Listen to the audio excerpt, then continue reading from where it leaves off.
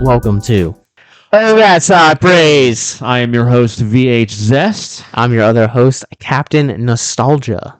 Yeah, all right. So this month / week, it is Christmas week as we record this, which is pretty cool and has absolutely positively nothing to do with the movie we're about to discuss or have just watched. But it is also the very last Nicolas Cage podcast we're recording this year. It's true. So before we get into talking about this week's movie, I'll throw you a curveball. Okay. And give me a second. Yeah.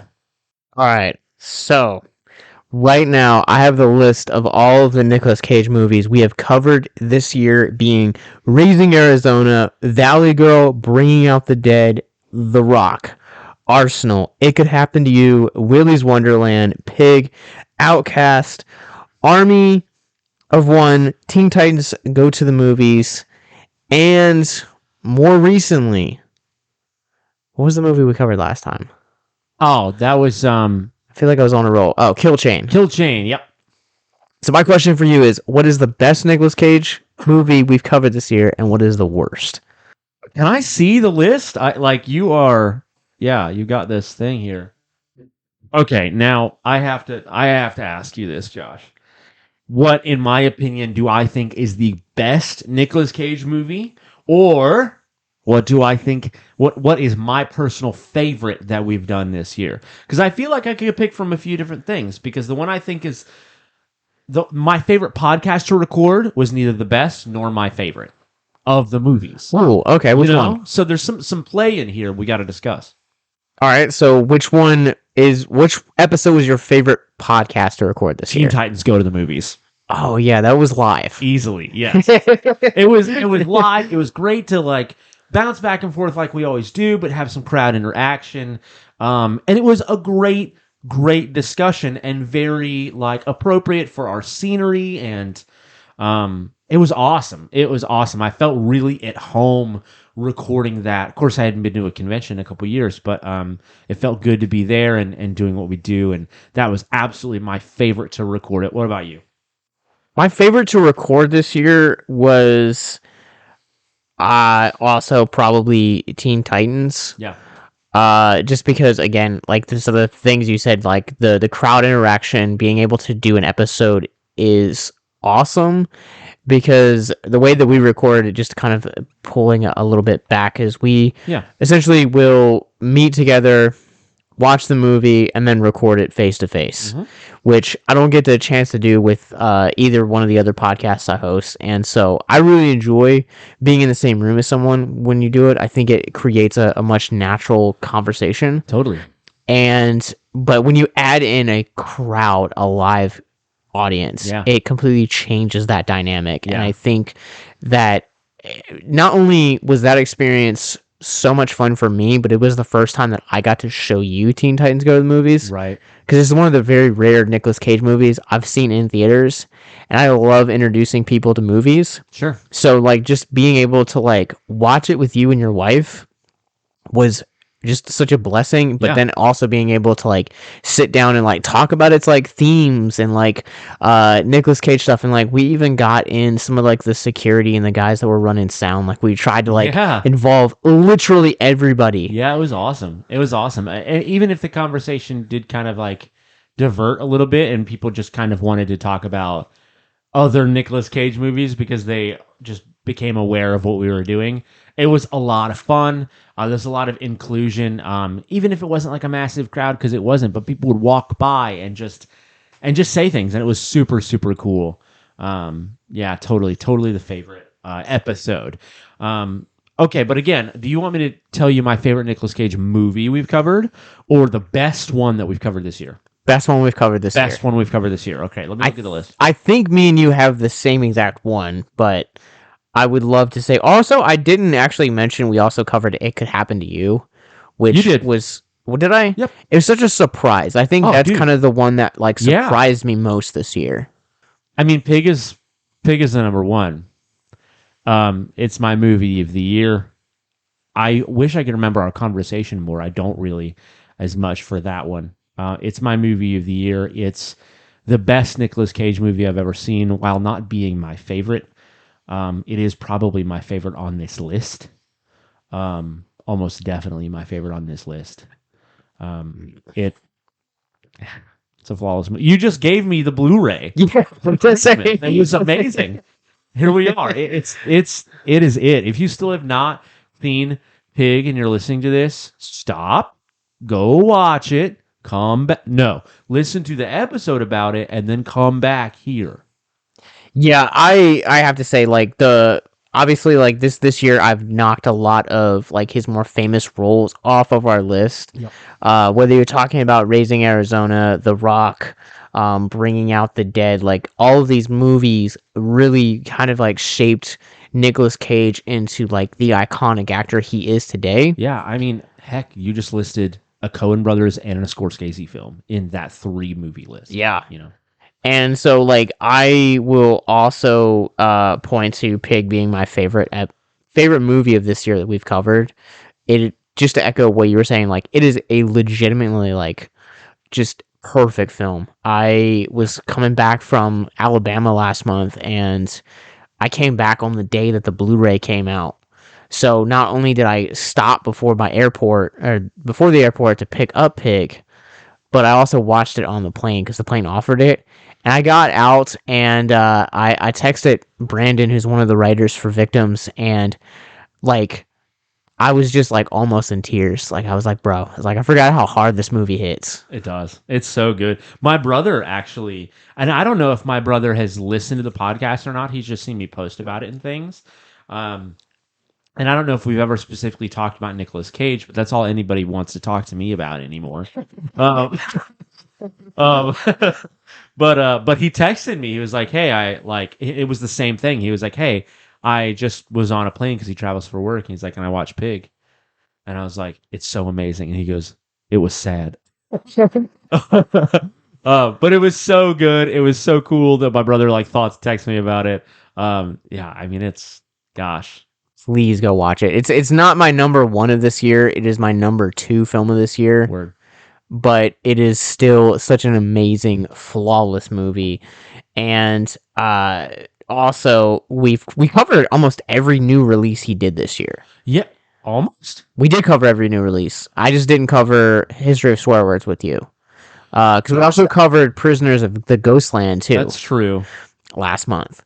But... And Willy's Wonderland is also another top 10 movie for me. I absolutely adore that movie. What is the worst movie we've covered this year? The worst movie that we've covered this year, for me personally, I think it's kind of a tough choice. Because there were some there were some bottom feeders. There were some bottom feeders this year, if I'm going to be honest with you. All right, you can do 3 bottom feeders. Yeah. 3 bottom feeders. All right, let's see. Arsenal. Arsenal is for sure a bottom feeder. Oh, you didn't mention the movie we recorded last? Yeah, it's Kill Chain. Month. Kill Chain. Yep. It's on this list. But yeah, Kill Chain is a bottom feeder. Shoot, I really thought there was another one. I honestly thought you were going to kind of go with Valley Girl. Because I think I remember recording it, we kind of were like really like split like right down the middle about it. Yeah, we really were. I don't consider that one a bottom feeder because I think it's really important. Sure. It is his introduction as Nicolas Cage. It got a 2020 remake. Which was amazing. Which was much better, but it's like, wow, this happened. And the 2020 remake was like given a lot of thought to, and it was fairly well budgeted and things like that. And it's a movie. It's like I own it. I might watch it again someday, but it's not horrible. It was just, if anything, lackluster. Yeah. Outcast. Outcast is the other bottom feeder. But of the 3, I don't know. I always go like really back and forth between.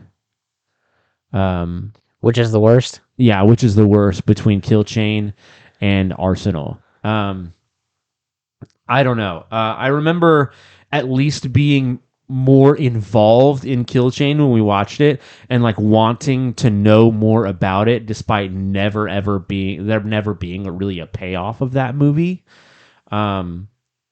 Nick Cage's character in both movies is really fun and engaging, and especially for Arsenal, really weird.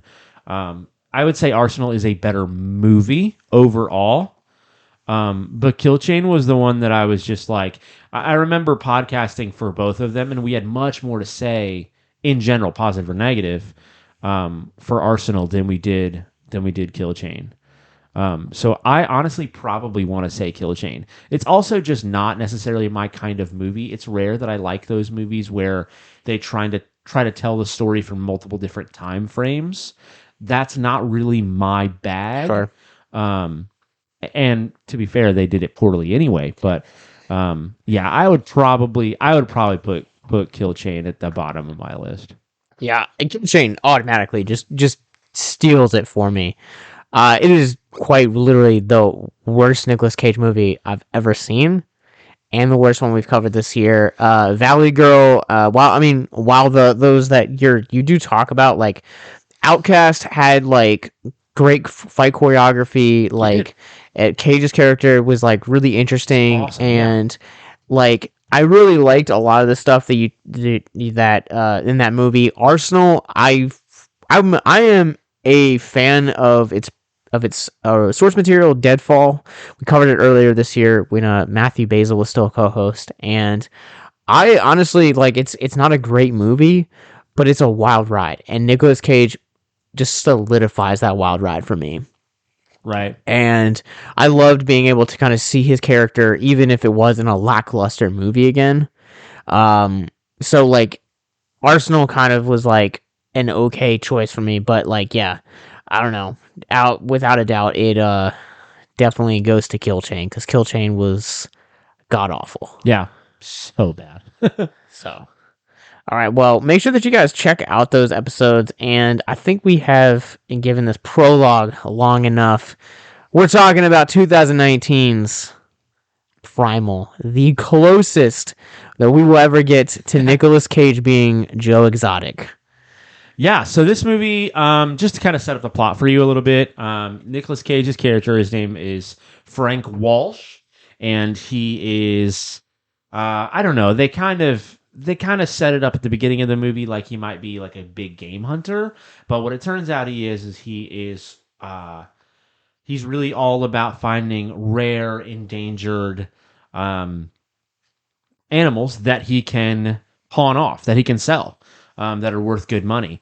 And so we find him at the beginning in Brazil, and there's this rare white jaguar, and et cetera, et cetera. And so he boards this ship that he has contacts with, and he just needs to get back to the States to sell his cash. He's got like a bunch of monkeys, a bunch of birds, a macaw that has basically adopted him, and there's a tapir at one point. I actually would like to know how many of the animals were real and how many were CGI, because there was definitely the like main animal, the white jaguar was CGI. But anyway, so the military boards the ship with like a small group of them, and there's this essentially like soldier AWOL criminal guy that they have to like keep in a cage, and he's got some medical issues, and he's very dangerous. And so that's the setup, and the story just sort of unfolds from there. Yeah, it's pretty much insanity on sea. I feel like that's the best way I can describe it without giving too much away. And so I know we try to normally save these for last, but I am gonna hit you with a trivia fact right out the gate. Cool. So the screenwriter for this is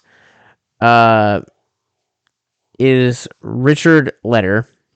However, a gentleman by the name of Dan Godnick first optioned for a script all the way back in 1995 for this movie to be. It took 22 years to come to fruition. Wow. Why? Do you know why? I don't. But if we can just kind of go ahead and nip the elephant in the room.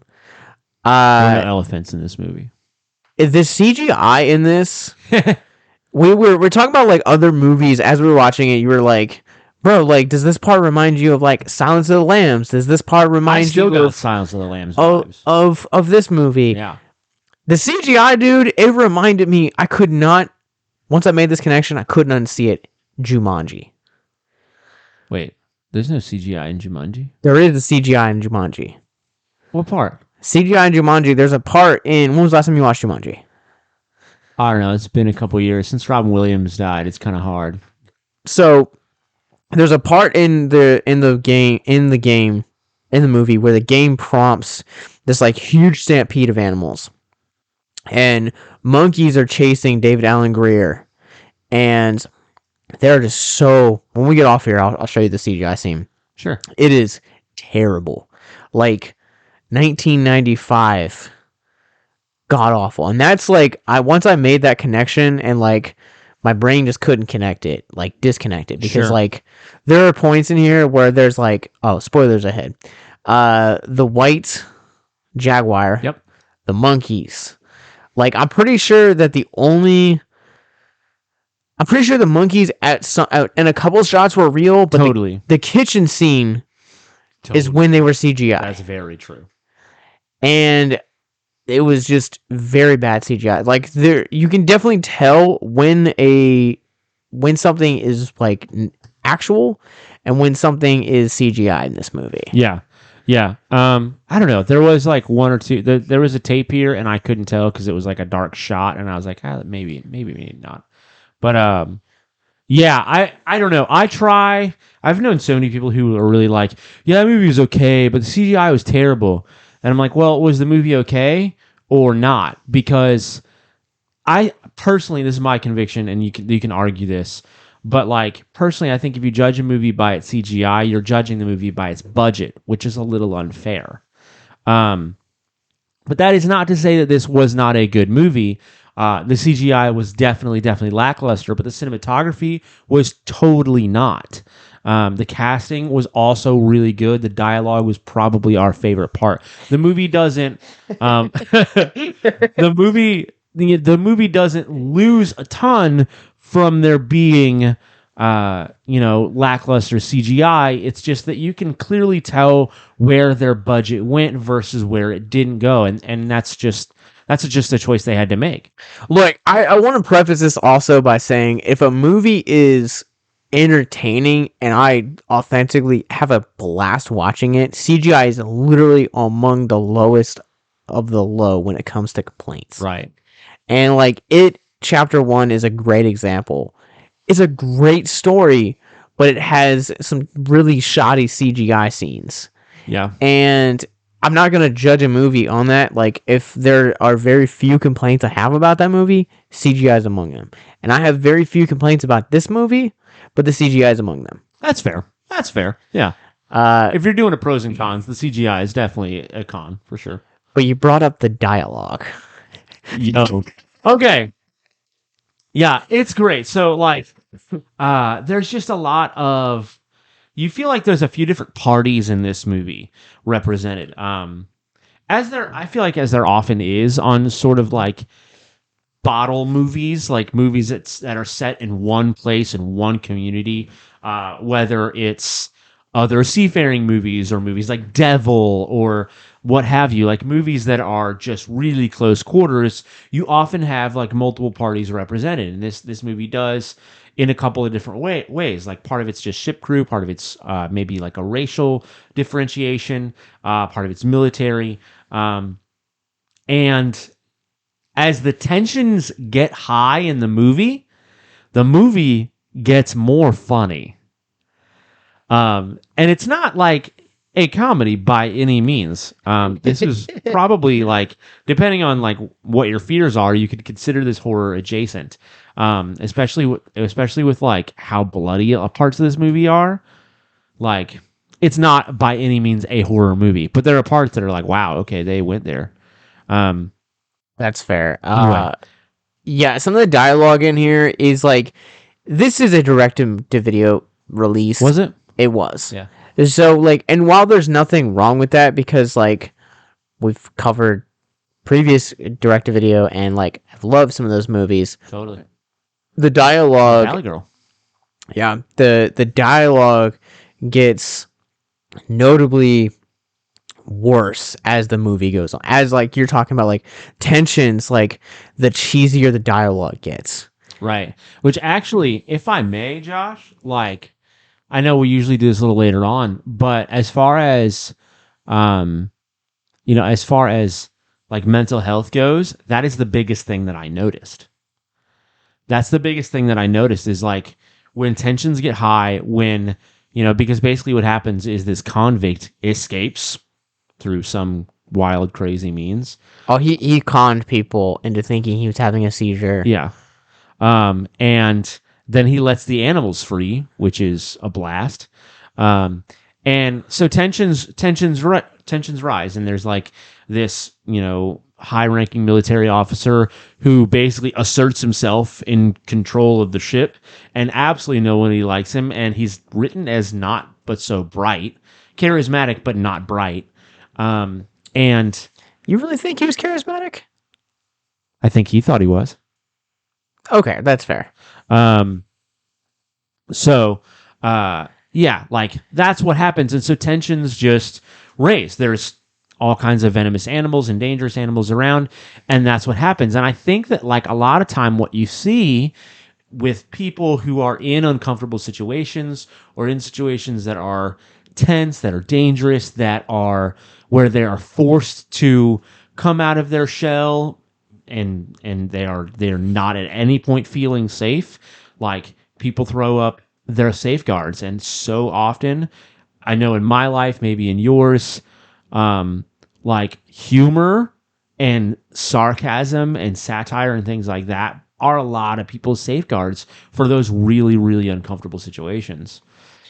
That's a really interesting point that you make, and point that like I never would have actually ever picked up on, because this to me just kind of seems like really a straightforward kind of action movie, kind of thriller. But Thriller, yeah. I think that you bring up a I should great have said point. thriller and not horror adjacent. That's a good point. That's fine. I won't. I hope you'll forgive me someday, Josh. I'll let you slide on that one as the co-host of our horror podcast here. But no, I think you bring up a great point in talking specifically about, how people cope with really uncomfortable situations. Yeah. Like mental health is something that's really hard to talk about. Yeah. And I'll be vulnerable and say like there are still days where like I'm having really bad mental health, and like my wife will call me out on it, and I kind of just go to something simpler and kind of go to that like self referential humor. Yeah. And kind of like de-escalate the situation to, kind of bring my comfort zone down a little bit. Yeah. And it's gotten better over the years. It happens less and less now, but it has definitely been a coping mechanism to kind of escape. Yeah. Yeah, totally. And that's something like, don't get me wrong, it makes for some fun dialogue and a fun watch. And there is like, you said the dialogue got cheesier and cheesier, and it did, but a lot of the jokes, even early on in the movie, they maintained at the end. And I was like, wow, like they're just like this real sense of cohesion. Like you almost see these people building like inside jokes in this really weird, tense situation. Yeah, I don't know. I lost my train of thought. But I think to go off what you're talking about here, and this is a very random reference here, but there was an episode of Kanan and Kel where Kanan and Kel got locked in a freezer. Yeah.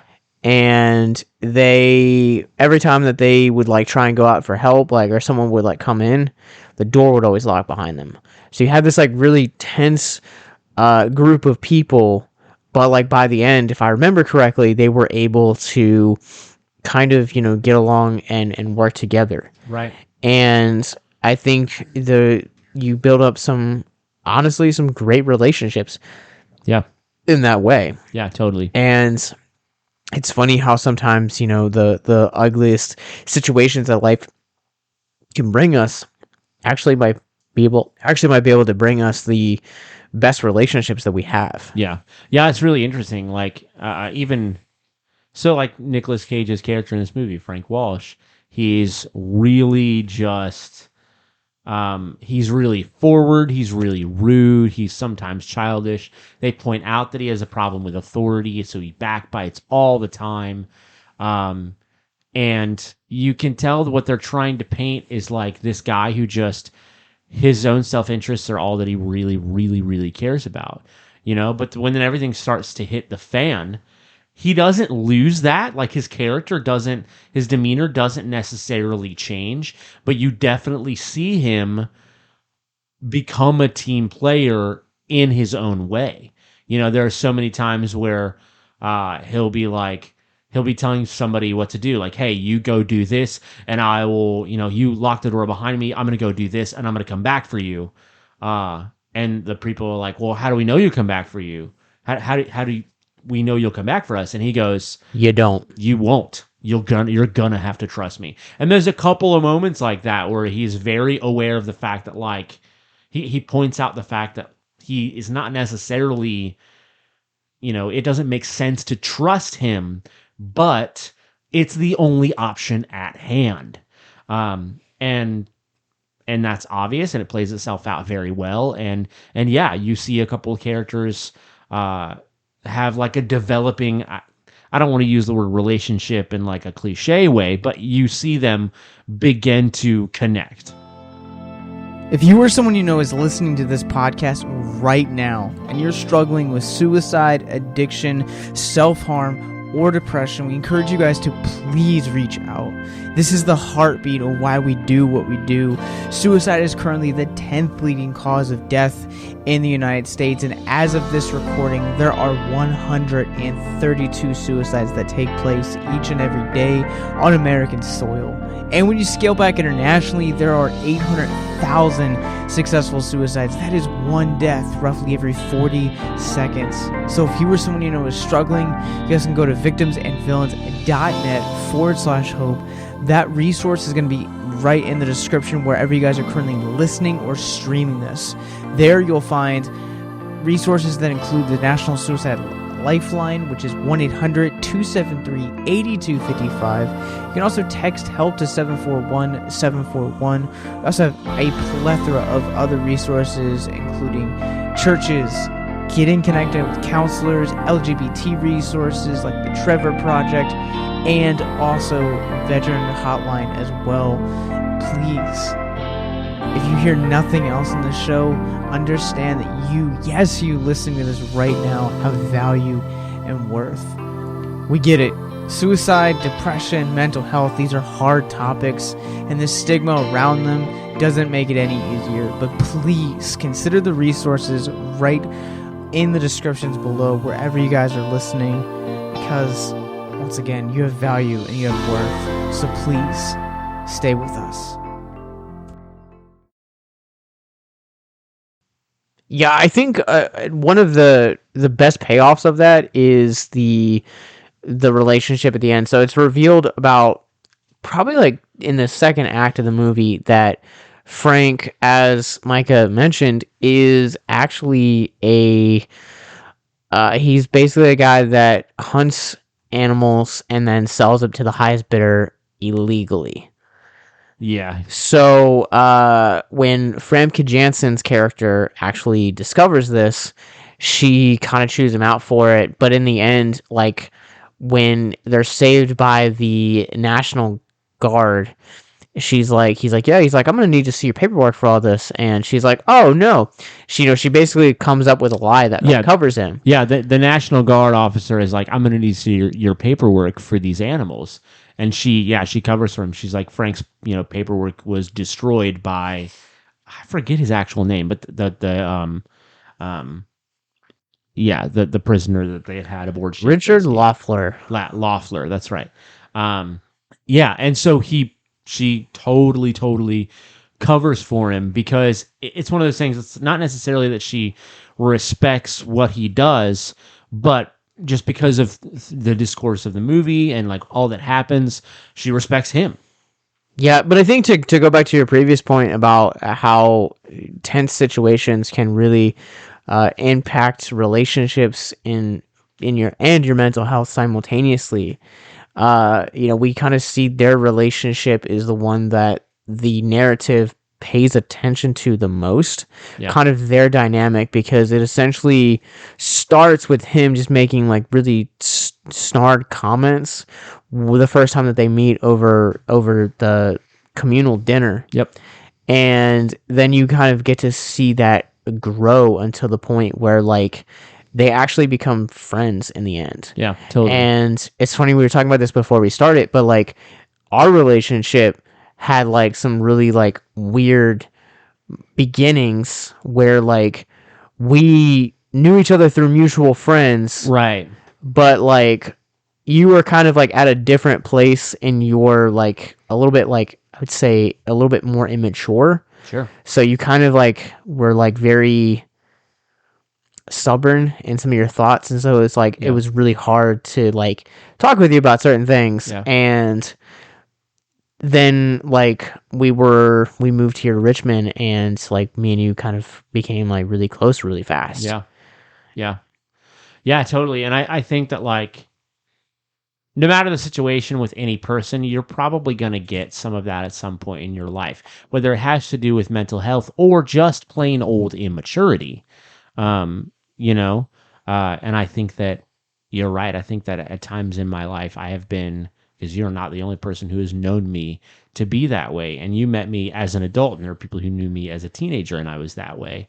And I don't always know that it had to do with mental health or insecurities or what have you, but it was simply just like, wow, I hadn't really learned to like let other people who be who they are. I was more concerned with like, feeling like I was heard, and just that I ended up very rude at certain times because of that. But I don't bring that example up to like throw you under the bus, but like totally. I brought it up because like there is a large portion of your character that hadn't developed quite the way it is now. Right. It's like I look back at kind of like some of like our early conversations, and I'm like, I just don't understand how we got from that to this. Yeah. But like likewise, like I have relationships, like Brandon's another great example of like relationships that like I have in my life where like we were really close because we met each other during ministry as teenagers, and then had a falling out as teenagers. And the first like couple months of us like reconnecting was like, kind of like telling each other like how we had matured in like those like 5 years of falling out. Yeah. And like what the areas were that like I still needed to work on, and like and him. And so like we kind of like constantly fed each other positivity and like encouragement. And like I can safely say that like both of us are now exist in separate but healthier places than we initially started. Right. And that's the point of community. And it sometimes community is birthed out of just ugly, dismal, hopeless situations. Yeah. Either ugly, dismal, hopeless situations or situations of obligation and necessity. Yeah. I was homeschooled, so I'm not necessarily speaking for myself here, but I'm sure that is how friendships in like classroom environments are birthed. It's like, oh man, we're all in this together. A lot of us kind of think that this sucks, and that's just is what it is. I mean, it's the Breakfast Club, it's the Breakfast Club narrative, really. God, I love that movie. Yeah. Yeah, and you're totally right, and that's definitely the value of community. No matter how community gets started, the point is, hey, we are in community, and that means that like we accept each other and take each other for right where we are, and hopefully it means that like I respect your ability and desire to bring attention to my flaws and my tendencies and my my growth and my pros, if you will, and to be able to like build each other up and come to like a better place. Yeah, we talked about this on Victims recently, where I quoted the new Bradley Cooper Guillermo del Toro movie Nightmare Alley. There's a scene between two magicians, basically. I really want to see that. It's so good. If you want to go see it again, let me know. But there's a scene where like they're talking about the one magician, he's like, every person is exactly the same. We're all just looking to be heard. And I think that at the end of the day, like that is the cry of our own mental health, is that we want to be heard, we want to be seen, we want to be understood, validated, and so much of I think our stories, from where we were to who we are now as individuals and as husbands, Christians, and just friends, I think we've come a long way in kind of having to understand that, but having to understand that the hard way, because we've been through rough patches, we've been through bitterness and unforgiveness and resentment, anger. We've been through those really harsh seasons. Yeah, totally. Yeah, I think that like I'm sure you can relate to this to some extent, but I think that for me, when I was younger, and even times now when I still have this tendency, a lot of times when I was really condescending or harsh or just plain stubborn and spouting my opinion for no reason, or spouting my opinion like it was fact, or et cetera, because these were the things that I was like honestly known for a while, unfortunately. I think a lot of it for me, whether I knew it consciously or not, was like, well, if you like me even though I'm like this, even though this is how I am or how I feel or my attitude or these are my opinions or whatever, if you can still hang, then I have somehow in some backwards way found like acceptance, or found validation. Really, in some cases, maybe all I had found was somebody willing to tolerate me because I was interesting, but which has happened. But anyway, and that's me. It's probably not everybody, but that's definitely I can speak for myself that is definitely how I've been. Is I've wanted attention. Negative was still attention, so it didn't really matter. And I've wanted people to. I've wanted to show people extremities, and because if they didn't go away, then, then I had achieved something, I suppose. Yeah, I'll get real vulnerable too, and I just want to lead off by apologizing if you stumbled upon this and you knew me in these days. Just know that I'm immensely sorry for any actions or words that I may have done. But part of what I was doing when I had met our friend Ron was a suicide prevention ministry, and a lot of that entailed the turn or burn active preaching, and that to me was kind of like, this is what I believe, and I'm just gonna shove it down your throat, my way, the highway, and tell you why you're wrong. And I've come to learn that like that's not effective in any shape, way, or form.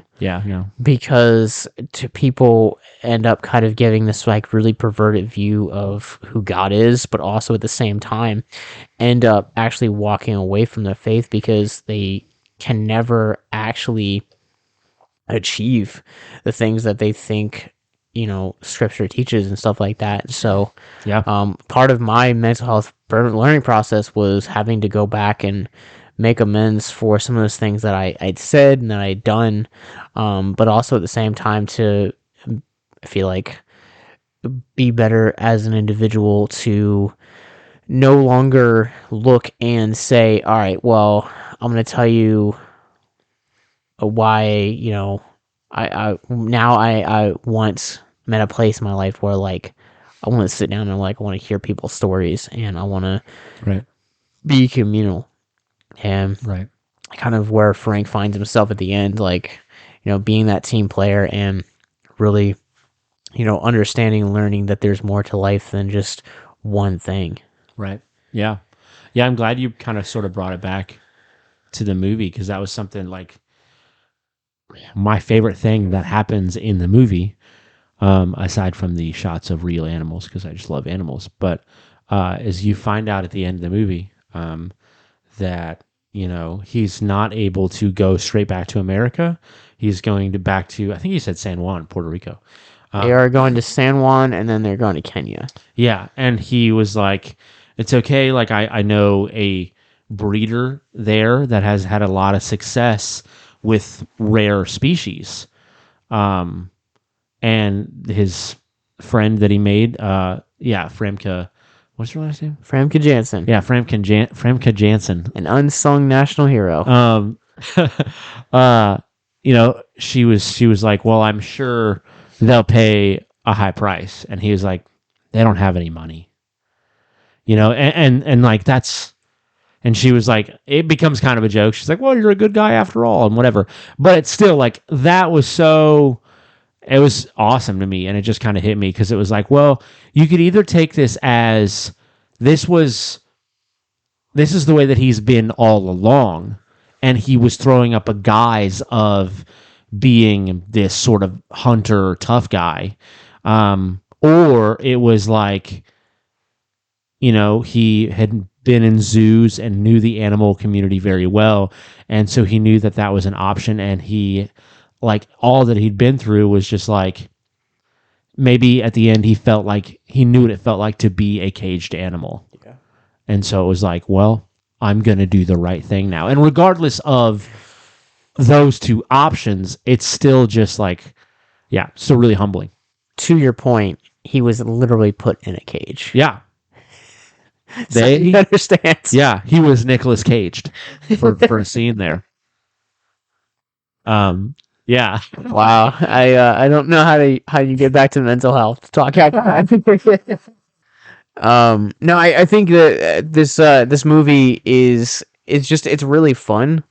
It doesn't take itself too seriously, but do we want to address the elephant in this room? I keep saying elephant. There's no elephant in this movie. Do we want to address the problematic depictions of race in this movie? Yeah, that was the one real big thing. Like, aside from the special effects or whatever. That's like the one thing from like 1995 they kept. That's the one big thing. So, we mentioned this sort of like charismatic but not very intelligent captain, like officer sort of figure who tries to like take charge and be a bully. And when the criminal escapes, he's like, all right, this ship, we're doing everything my way and you have to obey me and all this stuff. And he's a black man.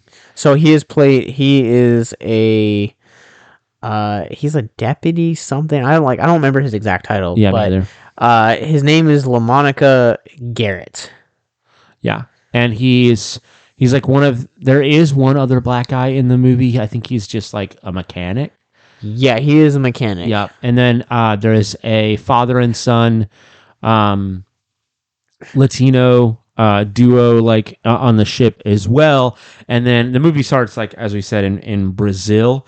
And so you do see some natives there as well. And it's frustrating because, like, even the tiger or even the jaguar is like, all right, white jaguar, tons of white guys. Well, they even mentioned it at one point. So he's like, this zoo out of Siberia hired me to get a black jaguar, but I found a white one because it's super rare. Yeah. He was like, yeah, that's legitimately a line in the movie. And so with this, the guy who's in charge, he asks stupid questions the whole time. Like, his dialogue is just frustrating. Then nobody ever respects him. He ends up like just dying a really obvious death.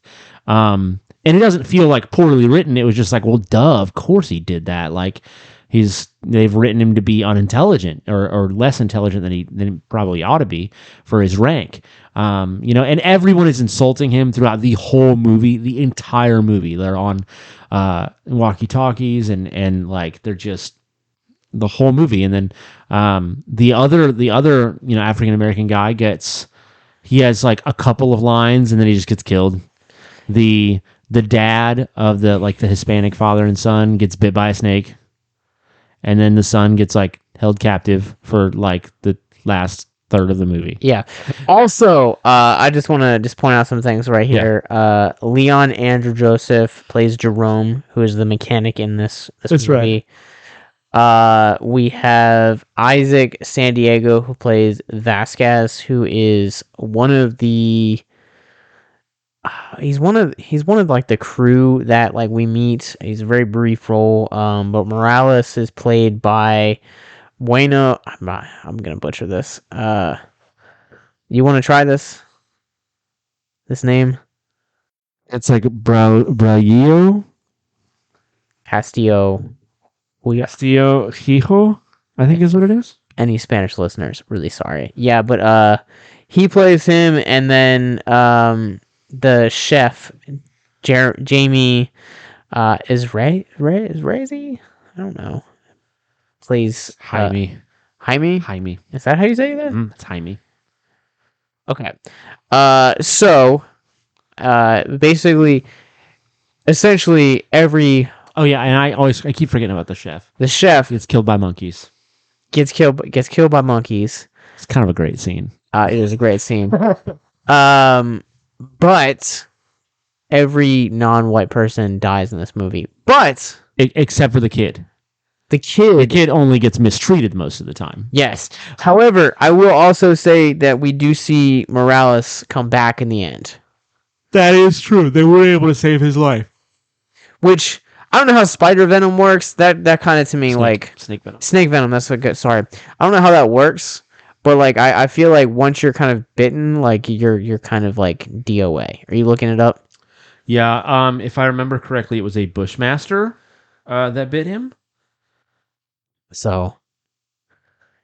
Yeah, homeopathic. So that means it means it goes through the bloodstream. How would you guys like to help us get mental health resources into schools, conventions, and other events? Well, now you can. Simply go to patreon.com/victims and villains for as little as $1 a month. You guys can help us get mental health resources into current and upcoming generations, educate and break down stigma surrounding mental health, suicide, and depression. And you get exclusive content that you can't get anywhere else. And you guys can tell us which Nicolas Cage movie you want us to cover, and we'll do it. All it takes to get started is to go to patreon.com/victims and villains, or simply click the link in the episode description wherever you guys are currently listening or streaming this episode. Pick your tier and get started today. Yes, it's that simple. So quickly select the tier that you want and help us get hope into the hands of the depressed and the suicidal today.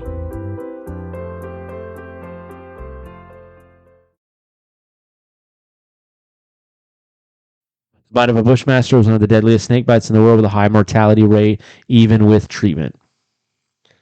The snake's striking speed is so rapid and its venom is produced in such large quantities that it is able to kill almost anything that crosses its path. I mean, that's nothing like too detailed, but yeah, most of the time, I don't know if you're familiar with snakes, you'll notice that most venomous snakes aren't very big. Bushmasters are a very obvious exception to this rule, and that's what he gets bitten by. And it's the fact that he even lives, honestly, is kind of a mercy in the movie. And they even say, like, Nick Cage's character says at one point, like, even with treatment, even with the anti-venom, he only has a 20% chance of survival. Yeah. So I don't know. It's very problematic. Yeah. Especially, I mean, this movie came out 2 years ago. Yeah. So, but I also think that some of that stuff is still from like just left over from 1995. So, because like when you look at like movies that came out in like the 90s or even the early 2000s, like use of like prejudice is kind of like overlooked, or you kind of get a pass, but not so much nowadays, because you know nowadays like we're a little bit more, I feel like woke is just too. I don't like that term. No, we're more aware though. We're more aware, yeah. And that's great that we live in a culture that's aware, and it still surprises me that like we get these movies that just kind of like are modern day, but they creep through the crevice. Yeah. And like you still get like the R words or like just transphobic or homophobic or that in this case like just minority characters definitely die and feel sidelined or are written so woodenly that you can't help but like not like them. Yeah. And it's one of those things too where it's like, you know what, you don't have to get offended by this kind of thing, but it's very important to be aware of it, and it's very important to be like, all right, this is not how we treat people on a day-to-day basis. And I don't know, who knows? Like I don't think that either of us are saying that there was a statement trying to be made by the writing or casting of this film. It's just, for a 2019 movie, it was something that probably shouldn't have been overlooked. Yeah, and I mean, even like, I mentioned this earlier, like, I'm such a huge horror fan, and like, horror is like notorious for those kind of stuff. So much to the point where like, it's been a trope that's been made fun of, where it's like, okay, the black person's gonna be the first person to die in this. Yep. Scream 2 is notorious for a great example of that. But also at the same time, like, we've kind of gotten into a movement in the genre where you see that predominantly happen less and less, thank God. But even Not Another Teen Movie back in 2001, like, poked fun at it, and I don't remember who the actor was, but like, there's a character that's like written, and he's like, I'm just the black guy that's here to like, say like witty stuff and like, cheer the white savior on. And that's such a character that I feel like for 2001 was such ahead of its time. Yeah. That, being this being a 2019 film, like there are a few examples that we can like look back on during those more problematic times and even learn from. Yeah. Yeah, totally.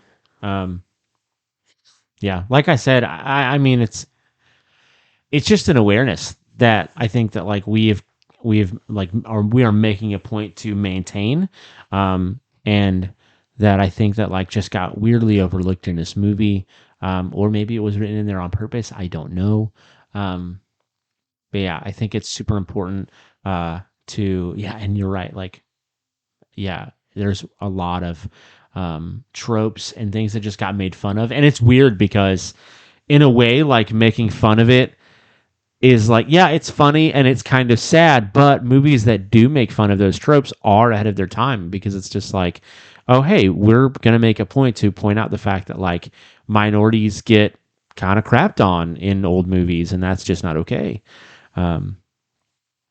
Which is why Star Trek is probably the greatest TV show of all time. Maybe. I don't really have a ton more to say about this. Now, neither do I. Victims and Villains, we put out a great series earlier this year called Celebration of Diversity, and I just want to point that out to any listeners. Like, go check out some movies that are being made that are celebrating Black voices, because not only just Black voices, but we've also done episodes throughout the years where we've celebrated Latino voices, and definitely earlier this year we I wouldn't say celebrated, but talking about Shang-Chi is another great example of a cultural touchstone in here. So I'm just gonna get away from this topic. This is a Nicolas Cage podcast. This is a Nicolas Cage podcast. Recalibration is in process. So what do we think about Nicolas Cage's character in this movie? It's not really terribly new for him. He's played action characters before. He's played overly sarcastic, kind of rude characters before. And he's played characters who are very like knowledgeable and specialist in whatever their interests or fields are. So it's really nothing. It's not anything new for Nick Cage. I wouldn't say it's anything difficult for Nick Cage either. For early on in the film, I felt like some of his character was actually, in a way, kind of forced, kind of a little bit over the top. But as the movie progresses, I think it really mellows out a little bit more, or at least you begin to understand it more. Yeah, I don't know. It's fun. It's fun, and it's like he has some great action scenes, some great fight scenes. I don't know. I don't really have a ton to say about it. It's not I don't have anything negative to say. But it's just, it is what it is. It's an all right role. I didn't see the beginning like that, to where he was kind of like over the top, but I can definitely understand like points of like where you're talking about, because I definitely think that as it progresses, it definitely mellows out, or they explain stuff and like flesh out his character. And I think for this, like, I don't know, you didn't watch Tiger King when it was like at its height because you don't have Netflix. I just don't care. That's fair. But like, I waited in the grips as the world watched that during the beginning of the pandemic, and was just encapsulated by how like crazy that story was. Sure. And Nicolas Cage was supposed to play Joe Exotic in a biopic television series, and it's not happening anymore. But I feel like this movie is the closest we'll ever get to him playing that character, and that's why I absolutely really liked that character. This character, I think that Frank, that's fair. He embodies that, but like, unlike Joe Exotic, like there's so much more development in this 90 minutes. Right, totally. Because you do see his character kind of come full circle around. Yeah. I will say though, I think that this movie, the ending of this movie, kind of suffers from Adam Sandler syndrome, where Nicolas Cage getting the girl kind of seems a little bit far-fetched for his character. He didn't get the girl. He didn't. But it was insinuated that he was going to. Yeah, I guess. I was actually going to praise the movie for that. That like there is like a sort of like male-female connection there, but there's also an implied age gap, and it never really becomes romantic. I mean, there's a hint barely when she like gives him her card, and she's like, "You can look me up" or whatever.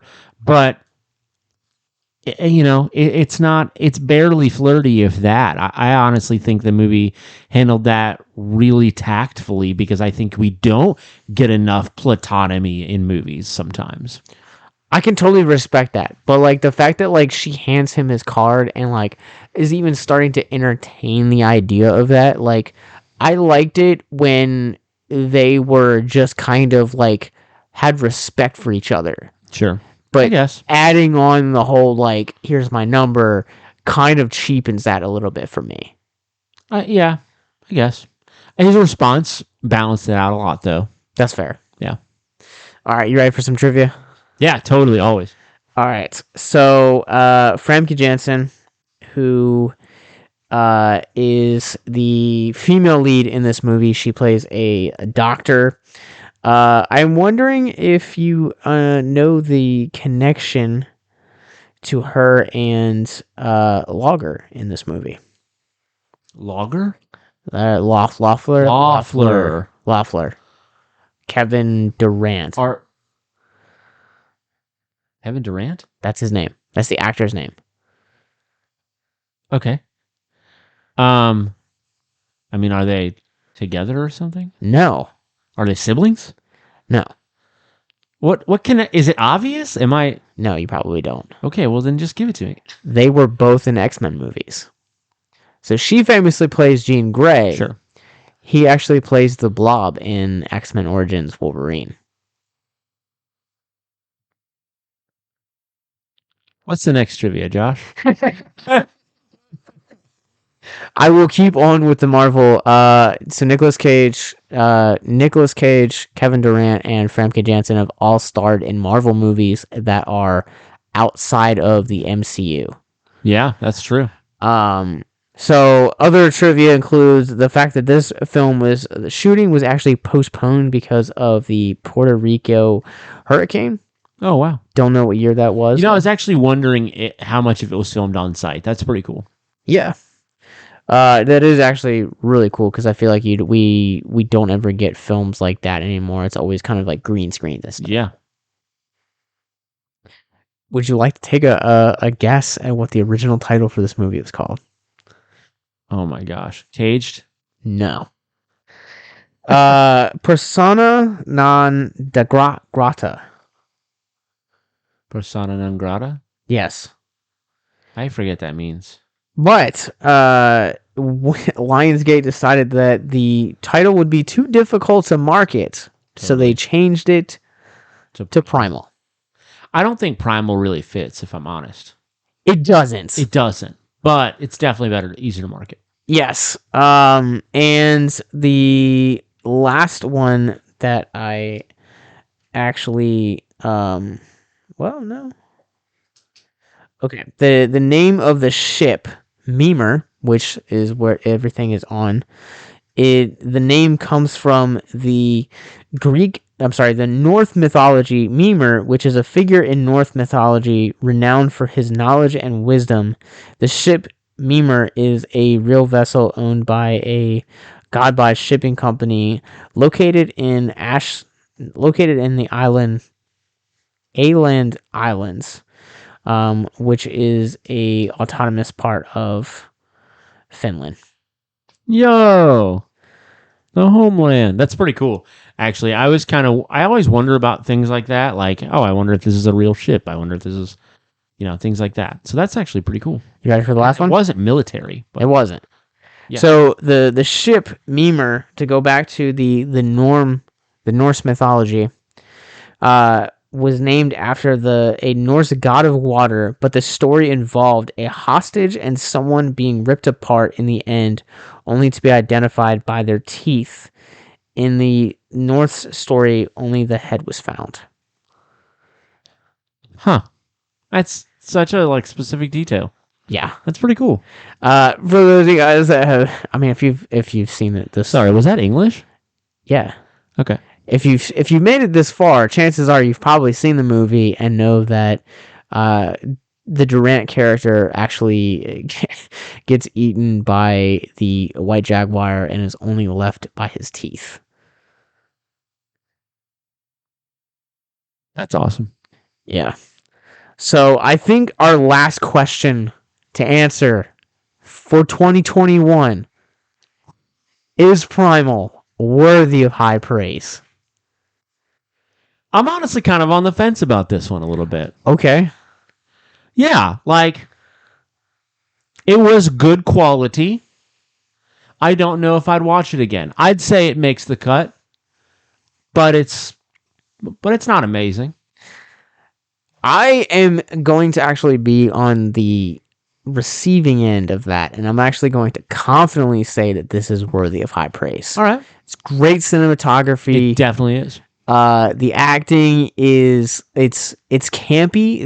This I really have to remember that my opinions aren't probably not always how I should judge whether a movie is quality. Sure. Because I always think about the first thing I think about, just to be honest with you, first thing I think about is would I watch this again? And the second thing is, would I own this? The third thing is usually, what would my wife think about this? But, yeah, so that's where I go. So if I am not thinking that way, yes, this movie is worthy of high praise. It's definitely a quality film.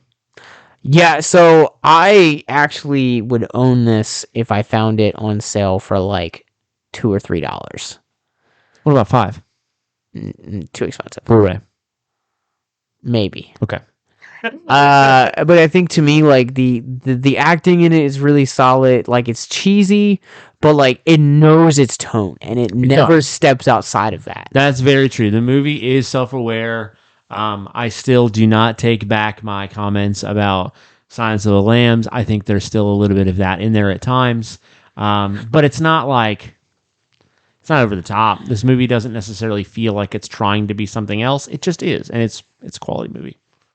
Yeah, I think this movie is immensely it's like I said, it's fun.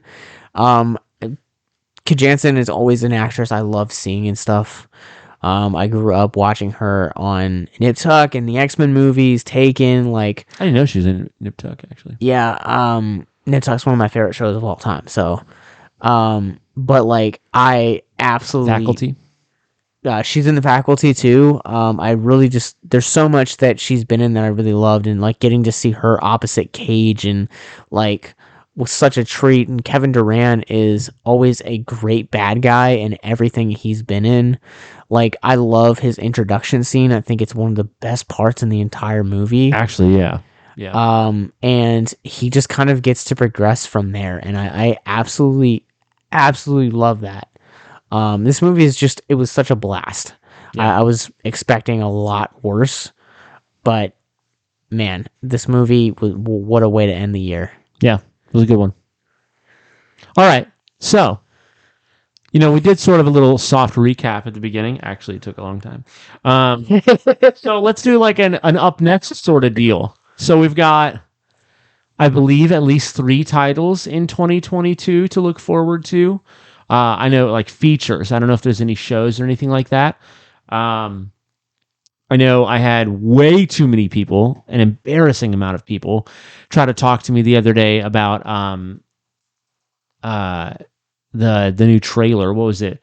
The unbearable weight of massive talent. Yeah, because everybody's like, Nicolas Cage is going to play himself. I'm just like, yep, he is, and it's going to be great. That's not the movie I'm most looking forward to. But this movie is definitely something we're looking forward to. It's going to be pretty cool. I don't know if it's supposed to be a biopic or supposed to just be a comedy or what. I'm really, really mostly excited for him to to just have a film with Neil Patrick Harris, man. Neil Patrick Harris is ready. Yeah, I was so ready for that. So good, man. Yeah, the cast for Unbearable Weight is just, it looks insane. It's my number 2 most anticipated movie for next year. Yep, totally. It's high up there. Tiffany Haddish, Pedro Pascal. Oh, really? Yeah, pretty cool. So Nicolas Cage, obviously Neil Patrick Harris. Like this movie just looks insane. Yeah. I love maybe. Have you ever seen John Malkovich? No, we've talked about this. I love John Malkovich though. We need to watch that movie and podcast about it before Unbearable Weight. Okay. Because that's a treat. Okay. Cool. But the other 2 movies he's got coming out next year is going to be The Old Way. Yeah, it's the Western, right? Which I do believe is the Western, but he also has the Old Way is the Western he's got coming out next year. He also has another one called The Retirement Plan. Oh, I didn't know about this one. I didn't know about this one either. So in The Retirement Plan, Ashley and her younger daughter Sarah get caught up in a criminal enterprise that puts their lives at risk, and she turns to the only person who can help, her estranged father, Matt, played by Nicolas Cage. Currently living... Hold on, I lost it. In a retirement, living the life of a retired beach bum in the Cayman Islands. Ready. Their reunion is fleeting as soon as they are soon tracked down on the island by the boss, Donnie. Are you ready for who it's played by? Give it to me. Rorschach himself. Oh my God. Haley. And his lieutenant, Bobo. You ready for who that is? All right. Ron Perlman. Oh my God. That's going to be amazing. As Rorschach and Hellboy and Ghost Rider in the movie. As Ashley, Sarah, and Matt become estranged in an increasingly dangerous web, Ashley quickly learns her father had a secret past that she knew nothing about. That there is more than her father than meets the eye. And then there are also 2 other movies right now in pre-production that he's doing. Cool. Which includes the one that we're most excited about. Which is Renfield, which he's going to be playing Dracula, and Butcher's Crossing, which is the I don't even know how to describe it. It's kind of like it's a period piece. Cool. What period? Because that doesn't tell me but so much. Oh, well, it's a Western. Oh. So we have 2 Westerns? Maybe. I hope we get some soundtracks. That could be cool. But yeah, so next year, and then I think we'll be also diving into hopefully some classic Cage as well. Yeah, for sure. Get some Con Air, Gone in 60. Oh, haven't we done Gone in 60 Seconds? We have done Gone in 60 Seconds. But we have not done Con Air. We've not done Con Air, City of Angels, Family Man. Oh, yeah. And then next year... That's right, we did Lawnmower Man. We haven't done Family Man. Right. Lawnmower Man is not Nick Cage. What am I thinking of? Weatherman. Next year also, it should be pointing out, I think we'll be celebrating our 50th episode. Yeah. So that means, oh no, the bees. Wicker Man's coming. Yeah. Super, super stoked about that one. Do you want to, maybe we'll talk about this. Maybe we'll do a double feature on Wicker Man. That could be cool. Dude, I love the original Wicker Man. It's a musical. I'm ready. So you let me know. We'll make it happen. I think that's going to do it for us in this episode, and I think it's going to do it for us this year. One last time, where can people find you at? Yeah, you can find me on Instagram at mulletstash and at vhzest as well. Actually, have a couple things in the works. We're doing a film festival this coming year on my birthday, which is pretty cool. As well as I've been recording some spoken word poetry, looking to have that out hopefully in February. So yeah, it's gonna be cool. And you guys can enter your film to our first film festival, Horrific Hope, by going to filmfreeway.com/Horrific Hope Film Festival, or you guys can follow the links in the descriptions where you guys are listening. You guys can find me. I am on Letterboxd at Captain Nostalgia, and you guys can follow our parent company, Victims and Villains. We are on Facebook, Instagram, Twitter, Twitch, YouTube, Patreon, and wherever you guys get your podcasts from. And all of those links can be found in the show notes below, along with our official website, victimsandvillains.net, where you guys can find all of that stuff, but most importantly, our mental health resource library. So we hope you guys have a good New Year's, have happy holidays, and until next year, keep on caging.